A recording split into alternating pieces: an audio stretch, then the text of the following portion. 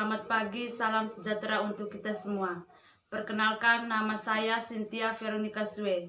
Saya dari kelas 3A2 Ilmu Pemerintahan. Di sini saya akan menjawab pertanyaan UAS yang diberikan Bapak dosen pengasuh mata kuliah Teori Pembangunan. Tidak memperpanjang kata, langsung saja. Pertanyaan pertama, jelaskan secara singkat intisari dari paradigma teori-teori pembangunan. 1. Teori modernisasi.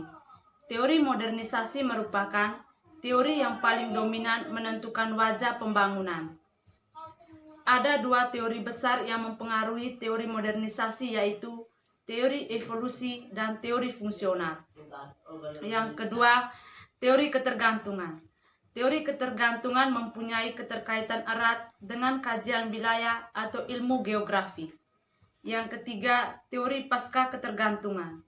Teori sistem dunia muncul sebagai kritik atas teori modernisasi dan teori dependensi. Yang keempat, teori pembangunan berkelanjutan.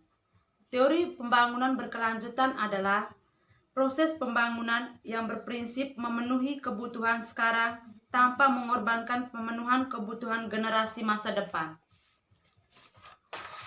Yang berikut, teori pembangunan manusia. Teori pembangunan manusia adalah proses perluasan pilihan yang lebih banyak kepada penduduk melalui upaya pemberdayaan yang mengutamakan peningkatan kemampuan dasar manusia agar berpartisipasi dalam segala bidang pembangunan.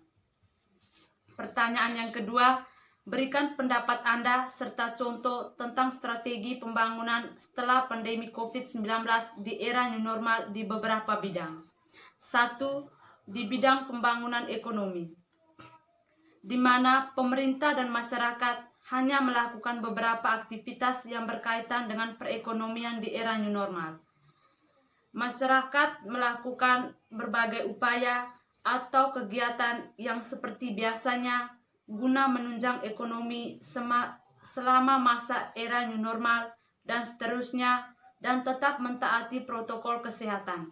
Contohnya, strategi yang harus dilakukan seperti melakukan kegiatan kelompok tani di suatu wilayah pekerjaan mereka terhenti karena adanya pandemi COVID-19, dan di saat masa era new normal ini mereka harus didorong untuk mulai dengan kebiasaan mereka sehari-hari. Yang kedua, pembangunan di bidang politik. Pembangunan di bidang politik. Tujuan diberlakukan era new normal tersebut dikarenakan kebijakan sebelumnya, yakni memberlakukan pembatasan sosial berskala besar atau PSBB. Contohnya, pemilihan bupati atau kades di sini selalu tersendat karena adanya corona dan pemerintah daerah tidak bisa melakukan berbagai lobi-lobi untuk kepentingan daerah dalam taraf pembangunan berskala panjang. Yang ketiga, pembangunan di bidang sosial. Di era new normal ini, pada bidang sosial, agar masyarakat bisa melakukan berbagai aktivitas sosial seperti kebudayaan dan tetap pakai masker dan jaga jarak, biarpun di era new normal, agar tidak adanya penularan virus corona. Contohnya, kebiasaan yang dilakukan di kota Ende memberi sesajian kepada roh di Danau Kelimutu di saat pandemi tidak dilakukan saat di era new normal sudah dilakukan kembali. Pembangunan di bidang pendidikan.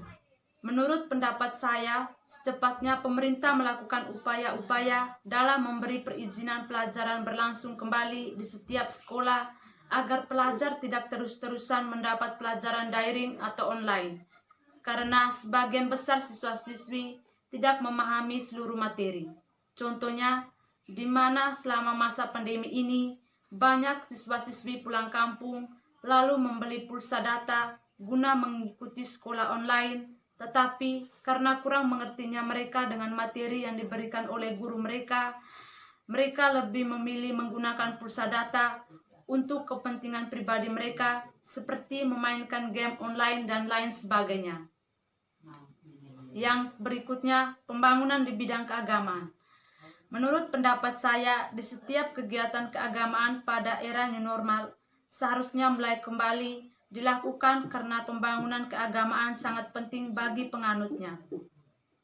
Jika keagamaan tidak dilakukan selama masa pandemi, maka hanya orang-orang yang taat akan agama yang mau melakukan apa yang akan menjadi kewajibannya. Contohnya, pembangunan keagamaan di mana banyak yang diberhentikan selama masa pandemi. Maka dari itu, kebanyakan umat melakukan lockdown, tidak melakukan aktivitas keagamaan seperti jarang masuk gereja. Yang berikutnya, pembangunan di bidang lingkungan. Menurut pendapat saya, di mana pembangunan di bidang lingkungan sangatlah penting untuk manusia, karena manusia membutuhkan banyak fasilitas-fasilitas yang dipergunakan untuk kehidupan. Tanpa adanya sebuah pembangunan di lingkungan, maka matilah akan suatu usaha yang masyarakat lakukan, karena selama masa pandemi tidak adanya pembangunan berskala besar atau berskala kecil. Pertanyaan yang ketiga, bagaimana strategi pembangunan dengan paradigma people-centered development?